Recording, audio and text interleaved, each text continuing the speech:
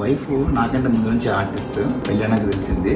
ఎందుకంటే నేను అందరూ చెప్పాను ఇంతకుముందు వీడియోస్లో, తిని మంచి బొమ్మలు బాగా గీస్తుంటుంది, మంచి ఆర్టిస్ట్ అనమాట. ఆర్టిస్ట్ అంటే క్యామ్ ముందు చేసే ఆ ఆర్టిస్ట్ కాదు, బొమ్మలు గీసే ఆర్టిస్ట్. నా బొమ్మ కూడా గీసింది. ఆ బొమ్మ ఏ బొమ్మ కాదు, అది జోకర్ బొమ్మ. ఆ జోకర్ బిగ్ బాస్ లో జోకర్ గెటప్ వేసాను కదా ఏబీకి, అది కూడా చూపిస్తాను. అండ్ మంచి మంచివి ఇంట్రెస్టింగ్ క్యారెక్టర్స్ బొమ్మలు గీసింది.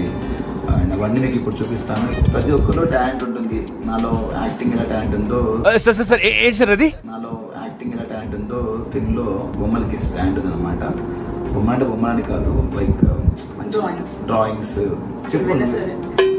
అంటే పెన్సిల్ ఆర్ట్స్ కానీ కలర్ఫుల్ గా కానీ. ఎన్ని ఇయర్స్ చేస్తున్నావు ఇది? చిన్నప్పటి నుంచి ఇంట్రెస్ట్. చిన్నప్పుడు 3rd క్లాస్ 4th క్లాస్ నుంచి ఇంట్రెస్ట్. చిన్నప్పుడు మామూలుగా పిచ్చి గీతలు గీస్తాను బొమ్మ ఉన్నట్టు.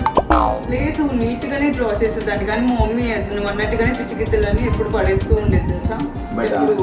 పిల్లలు ఇంట్లో ఎవరన్నా పిచ్చి గీతలు గీస్తే ఏంటి గీతలు గీస్తున్నాం అనుకుంటాం, కానీ పెద్ద ఆ పిచ్చి గీతలే పెద్ద ఒక మంచి ఒక ఆర్టిస్ట్ గా పెద్ద డ్రాయింగ్స్ గీసేవాళ్ళు కూడా అవ్వచ్చు. అంటే ఇన్ని రోజులుగా నేను ఏమేమి బొమ్మలు గీసింది, ఏమేమి డ్రాయింగ్స్ చేసింది నాకు కూడా తెలియదు. ఒక 2-3 చూపించింది. తర్వాత నేను కొంచెం బిజీ ఉన్నాను, షూటింగ్స్ ఉన్నాయని చెప్పేసి తర్వాత చూస్తాలే అని చెప్పేసి అలా కొంచెం నెగ్లెక్ట్ చేశాను.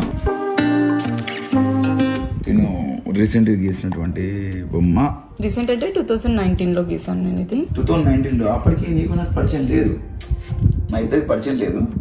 ఓకే, ఇది నేను, ఇది నువ్వు. ఓకే, అది ఇది ఎవరు? అదా మనకు మ్యారేజ్ చేసినప్పుడు మ్యాజిక్ చేసి